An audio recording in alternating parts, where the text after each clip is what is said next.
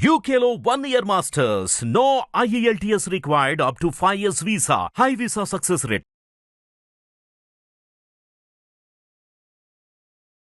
నమస్తే గురువుగారు. శ్రీమాత్రే నమః. గురువుగారు, దసరా అంటేనే ప్రత్యేకత. అవును. అయితే దసరా రోజని కాదు, దసరా నవరాత్రులు 9 రోజులు కూడా చాలామంది బంగారం ధరించడం శుభం అని చెప్పేసి చెప్తూ ఉంటారు. అవును. అండ్ దసరా టైంలో జమ్మిని బంగారం అని చెప్పేసి అంటారు. అవును. దసరా పండుగ రోజు పాలపిట్టను కూడా చూడాలి అంటారు. అవునమ్మా. అసలు ఒక దసరా పండుగ రోజు ఇన్ని ప్రత్యేకతలు ఎందుకు? పాలపిట్టను ఎందుకు చూడాలి? జమ్మి ఎందుకు ముట్టుకోవాలి? ఇవన్నీ చెప్పాలి మీరు.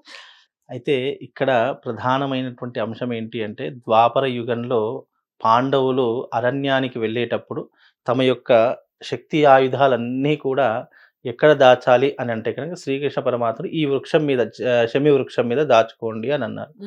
ఆ ఆయుధాలన్నీ కూడా మూట కట్టేసేసి ఒక క్లాత్‌లో చుట్టేసేసి ఆ శమి వృక్షం మీద పెట్టడం జరిగింది. అయితే వీళ్ళ అరణ్యవాసం అంతా పూర్తయిపోయిన తర్వాత వీళ్ళు తమ యొక్క రాజ్యానికి బయలుదేరేటప్పుడు పాలపిట్టను చూశారు.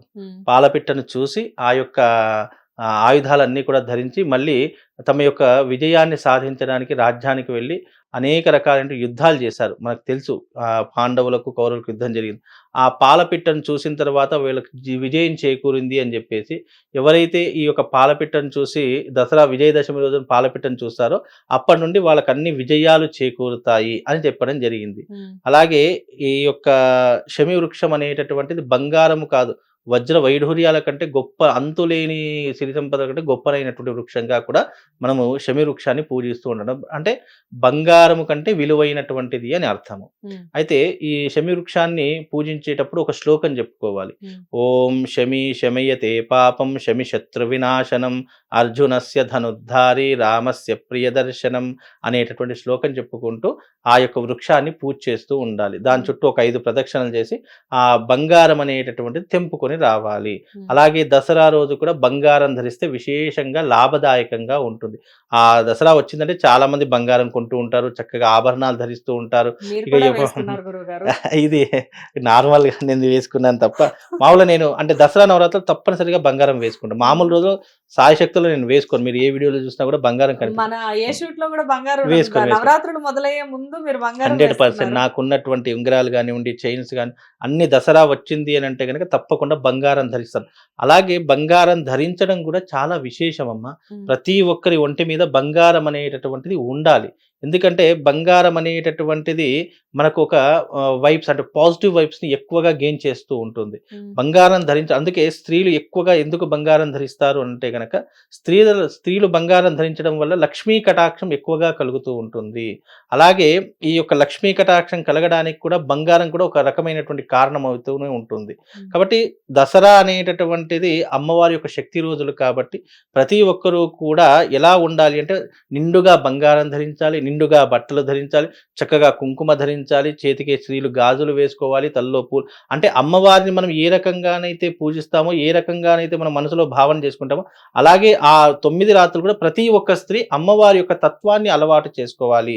అంటే మిగతా రోజులు ఎలా ఉన్నా పర్వాలేదు, కానీ ఆ 9 రోజులు మాత్రము ప్రతి ఒక్క హైందవ స్త్రీ ఆ సనాతన ధర్మంలో చెప్పినటువంటి విలువలన్నీ పాటించాలి. 9 రోజులు కాళ్లకు పసుపు పెట్టుకోవాలి. పసుపు లేకుండా ఏ సుమంగళి కూడా ఉండకూడదని కూడా మన సనాతన ధర్మంలో తెలియజేయడం జరిగింది. మామూలు రోజుల్లో పక్కన పెట్టేసేయండి, కానీ ఈ నవరాత్రులు వచ్చాయంటే తప్పనిసరిగా కాళ్లకు పసుపు అనేటటువంటిది 9 రోజులు తప్పకుండా ఉండాలి. చేతులకు బంగారపు గాజులు కాదు, మట్టి గాజులను ప్రధానము. మట్టి గాజులు ధరించాలి. తప్పకుండా మన చేతులకి గోరింటాకు అనేటటువంటిది ఉండాలి. అలాగే మన నుదుటి పైన కుంకుమ అనేటటువంటిది ఉండాలి. ఈ కుబేర స్థానంలో కూడా తప్పనిసరిగా కుంకుమ ధరించాలి. ఈ కుబేర స్థానంలో కుంకుమ ధరిస్తే ప్రతి ఒక్కరి ఇంట్లో ఐశ్వర్యం తులతూగుతూ ఉంటుంది. ఎప్పటికీ కూడా సిరి సంపదలతో ఆ ఇల్లు కలకలలాడుతుంది అని కూడా మనకు సనాతన ధర్మంలో తెలియజేయడం జరిగింది. కనుక ఇవన్నీ కూడా సనాతన శాస్త్రీయ సాంప్రదాయంలో ఇవన్నీ కూడా ప్రతి ఒక్క మానవుడు ఆచరించవలసినటువంటి ధర్మాలు. అలాగే ఈ 9 రాత్రులు మగవాడు కూడా సూర్యోదయానికి పూర్వమే నిద్ర లేవాలి, చక్కగా ఇంట్లో దీపారాధన చేసుకోవాలి. ఈ 9 రోజులు ధూపం వెయ్యాలి. ధూపం లేనటువంటి ఇల్లు శ్మశానంతో సమానమట. ఉమ్. అందుకే ఈ 9 రోజులు తప్పకుండా ధూపం వేయాలి, సాంబ్రాణి ధూపం వెయ్యాలి. ఏదో అగరబత్తుల ధూపం కాదు, సాంబ్రాణి ధూపం వెయ్యాలి. గురువు గారు ధూపం అని చెప్పారు కాబట్టి ఇక్కడ ఒక చిన్న ప్రశ్న చాలా మంది మనకి కామెంట్స్ లో అడుగుతున్నారు. ఉమ్. ధూపం అంటే అసలు ఏంటి, ధూపం ఎలా వేసుకోవాలి ఇంట్లో అనేది అడుగుతున్నారు. ధూపం అనేటటువంటిది మనకి ఇప్పుడంటే ఈ లేటెస్ట్ గా అగరబత్తులు వచ్చేసి ఉన్నాయి. ఉమ్. కానీ ధూపం అంటే బొగ్గులను ఫస్ట్ గా చక్కగా వేడి చేసేయాలి. బొగ్గులను కాల్చేసిన తర్వాత దానిపైన గుగ్గిలం దొరుకుతుంది ధూపం అంటే. ఉమ్. తర్వాత సాంబ్రాణి దొరుకుతూ ఉంటుంది, ఉమ్. మైసాక్షి దొరుకుతూ ఉంటుంది, ఊదు అనేటటువంటిది దొరుకుతూ ఉంటుంది. ఇవన్నీ కూడా అనేక రకాలైన ఇప్పుడు అగరబత్తులో ఎలాగైతే కంపెనీస్ ఉంటాయో అలాగే ఈ ధూపంలో కూడా అనేక రకాలైనటువంటి ధూపాలు ఉంటూ ఉంటాయి. ఇప్పుడు నేను ఉమ్. చెప్పిన పేర్లన్నీ అవే: ఊదు, మైసాక్షి, గుగ్గిలము, అలాగే ఈ యొక్క రకరకాలైనటువంటి ధూపాలు ఆ ధూపాలు ప్రత్యేకంగా తీసుకొచ్చేసి ఆ ధూపం ఇల్లు మొత్తం పొగ వేస్తూ ఉండాలి. ఉమ్. ధూపం వేయడం వల్ల ఇంట్లో అలక్ష్మి వెళ్ళిపోయి లక్ష్మీదేవి రావడానికి సూచికగా ఉంటూ ఉంటుంది. ఉమ్. ధూపం అనేటటువంటి ఈ రకంగా సాంబ్రాణి ధూపం వేస్తేనే ఇంట్లో ఐశ్వర్యం కలుగుతుంది అని శాస్త్రం. అందుకే ఈ అమ్మవారి నవరాత్రులు అందరూ కూడా ఇంట్లో సాంబ్రాణి ధూపం వేసుకుంటారమ్మా. గుగ్గిలమైనా సాంబ్రాణైనా ఏదైనా ఒక ఏదైనా ఒకటే, కాకపోతే డిఫరెంట్ ఆఫ్ వీళ్ళు వాసన రావడం కానివ్వండి, అవి వేస్తేటటువంటి పొగ ఎక్కువ రావడం తక్కువ రావడం, ఒక్కొక్కటి ఒక్కొక్క రకమైనటువంటి సువాసన వెదజల్లుతాయి. ఇప్పుడు అగరబత్తులలో కూడా రకరకాలు ఎలాగైతే ఉన్నాయో అలాగే దీంట్లో కూడా ఊదు, మైసాక్షి, సాంబ్రాణి, గుగ్గిలం ఇవన్నీ కూడా రకరకాలైనటువంటి దాంతో ఉంటూ ఉంటాయి. ధూపం వేయడానికి ప్రత్యేకమైన రోజులు ఏమైనా ఉంటాయా గురువు గారు? ఏ రోజైనా వేసుకోవచ్చా? అమ్మ, ధూపం అనేటటువంటిది ప్రతిరోజు వేసుకోవచ్చు, దానికి ప్రత్యేకంగా అవసరం లేదు. ఎందుకంటే ఇంట్లో ధూప దీప నైవేద్యాలు భగవంతుని దగ్గర పెట్టామంటే ఆ ఇంట్లో ఎప్పటికీ కూడా సుఖ సంతోషాలు ఉంటాయి. ఇవన్నీ నార్మల్గా, ఇవన్నీ చిన్న చిన్న పనులు. మనిషి తన నిత్య జీవితంలో ఎలాగైతే స్నానం చేస్తాడో, ఎలాగైతే భోజనం చేస్తాడో, అలాగే పూజ అనేటటువంటిది కూడా, నిత్య దీపారాధన అనేటటువంటిది అతని జీవితంలో ఒక భాగము. అవేం సపరేట్గా ఉండవు.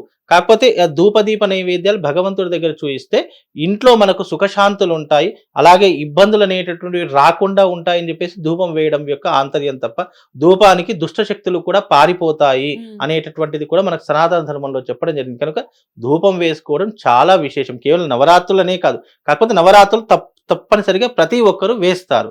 కనుక ఈ ధూపం వేయడం కూడా మనకు శుభ సూచకంగా చెప్పడం జరిగింది. కాబట్టి నవరాత్రులు అనేటటువంటివి ఆనందంగా ఆప్యాయంగా జరుపుకోవాలి. అలాగే ఈ యొక్క మీరు అడిగినటువంటి విధంగా శమి వృక్షం అనేటటువంటిది విశేషమైనటువంటి వృక్షం, బంగారంతో సమానం. దానిని పూజించడం వల్ల శని దోషాలు కూడా తొలగిపోతాయి. శనికి సంబంధించినటువంటి వృక్షం ఏదైనా ఉందంటే అది శమి వృక్షము అని చెప్తూ ఉంటారు. కనుక శనికి సంబంధించిన దోషాలు కూడా పోవాలంటే ఈ శమి వృక్షాన్ని పూజించాలి. ఆ రోజు చక్కగా బంగారం ధరించాలి. ఆ రోజున పాలపిట్టను దర్శనం చేసుకోవాలి. వీలైనంత వరకు ఆ రోజు బద్ధ శత్రువైనా సరే ఆలింగనం చేసుకొని దసరా మహోత్సవ శుభాకాంక్షలు తెలియజేయాలి. ఇలా విశేషమైనటువంటి పండుగలు, మన సనాతన ధర్మం పండుగల వెనక కలిసికట్టుగా ఉండాలి అనేటటువంటి ఒక ఆశతో ఇవన్నీ కూడా పెట్టడం జరిగింది. ఇవన్నీ కూడా దుష్ట శిక్షణ, శిష్ట రక్షణ కోసం చేసేటటువంటి అవతారాలు ఆ తల్లి మనకు అందించినటువంటి విజయోత్సవము. కాబట్టి ఈ విజయోత్సవాన్ని మనం ఆనందంగా జరుపుకోవడం ద్వారా మనకు శుభం లాభం కలుగుతుంది. ఆ రోజు అందరికీ కూడా కొత్త బట్టలు ధరిస్తాము. దసరా వచ్చిందంటే చక్కగా కొత్త బట్టలు ఇక ధరించుకొని అందరినీ, స్నేహితుల్ని, బంధువుల్ని అందరినీ కలవడానికి వెళ్తూ ఉంటాము. దసరా శుభాకాంక్షలు చెప్తూ ఉంటాము. ఇవన్నీ కూడా తెలియజేయడం వల్ల ఏమవుతుందంటే ప్రేమ, అనురాగం, ఆప్యాయత పెరగడంతో పాటు అమ్మవారి యొక్క సంపూర్ణమైనటువంటి అనుగ్రహం కలుగుతుంది. పాలపిట్టను చూడడం వెనక ఆంతర్యం ఉంటుంది, శమి వృక్షాన్ని పూజించడం ఆంతర్యం ఉంటుంది, 10 మందితో కలవడము దాని వెనక ఆంతర్యం ఉంటుంది. ఇవన్నీ కూడా దైవిక పరమైనటువంటి దానిలో ఒక భాగంగా దసరా నవరాత్రులు విజయోత్సవంగా జరుపుకుంటాం. అంటే మహిషాసురుణ్ణి వధించిన తర్వాత ఆ తల్లి యోగ నిద్రలోకి వెళ్ళిపోతుంది కాబట్టి ఆ అమ్మవారిని స్తుతించి పూజించి వేడుకున్నటువంటి వారికి విజయాలు చేకూరుతాయి. ఆ రోజు విశేషంగా మళ్ళీ ఈ యొక్క ఆయుధ పూజ కూడా చేస్తూ ఉంటాము. ఆయుధ పూజ చేస్తుంటాము, వాహనాల పూజ చేస్తూ ఉంటాము, ప్రతి ఒక్క పనిముట్ల పూజ కూడా మనం చేస్తూ ఉంటాము. ఇక ఆ రోజు మీ స్టూడియోలో కెమెరాలు అన్నిటికీ పూజ చేస్తూ ఉంటారు. ఇలా ఆయుధ పూజ చేస్తున్నాం, అనేక రకాల పూజలు చేస్తున్నాం. ఇవన్నీ ఎందుకు అని అంటే గనక ఆ రోజు మనం మన వృత్తి కూడా దైవంతో సమానం అని చెప్పేసి దేవి సప్తశతిలో కూడా చెప్పడం జరిగింది. యాదేవి సర్వభూతేషు వృత్తి రూపేణ సంస్థిత, నమస్తస్సై నమస్తస్సై నమస్తస్సై నమో నమః. అంటే మనం ఏదైతే వృత్తి చేస్తున్నామో దాంట్లో వాడే ప్రతి వస్తువు కూడా దైవిక పరమైనటువంటి దాంతో ముడిపడి ఉంటుంది. కనుక దాన్ని కూడా పూజించడం ద్వారా మనకు విశేషమైనటువంటి లాభాలు కలుగుతాయి, విశేషమైనటువంటి అమ్మవారి యొక్క అనుగ్రహం కలుగుతుందని చెప్పేసి ఇలా దసరా వచ్చిందంటే ఇన్ని రకాల పూజాది క్రతువులు చేసుకుంటూ ఉంటాము. చక్కగా ఆ రోజు పిండి వంటలు తింటూ ఉంటాము, చక్కగా ఆ రోజున విశేషమైనటువంటి బంధువులను కలుస్తుంటాము. చాలా అందరూ కూడా ఒక దగ్గరికి వచ్చేస్తూ ఉంటారు, బతుకమ్మలు ఆడుతుంటాయి. ఇక నవరాత్రులు వచ్చాయంటే బతుకమ్మలు ఆడుతూ ఉంటారు. సందడిగా ఉంటుంది ఇక 9 అందుకే దసరా సెలవులు వచ్చాయి అంటే గనక అమ్మమ్మ ఇల్లు నానమ్మ ఇల్లు ఇక ఊర్లకు వెళ్ళిపోవడమే అంతా గడిచిపోతుందమ్మా. ఎలా అయినా దసరా అనేసరికి ఒక ప్రత్యేకం కదా అలా గురుగారు. ప్రత్యేకత ఇక ఆ దసరా కోసం చాలా మంది వెయిట్ చేస్తారు. పిల్లలైతే మరీ వెయిట్ చేస్తూ ఉంటారు. కాబట్టి ఇవన్నీ కూడా అమ్మవారి యొక్క అనుగ్రహం కోసము, అమ్మవారి యొక్క అనుగ్రహాన్ని మనం పూర్తిగా పొందడం కోసము, ఐహిక భోగ సుఖాలను వీడి అమ్మవారి యొక్క పాద పద్మములే అన్నిటికంటే గొప్పనైనటువంటివని అర్థం చేసుకోవడానికి ఈ దసరా నవరాత్రి ఉత్సవాలను చేసుకుంటామమ్మా.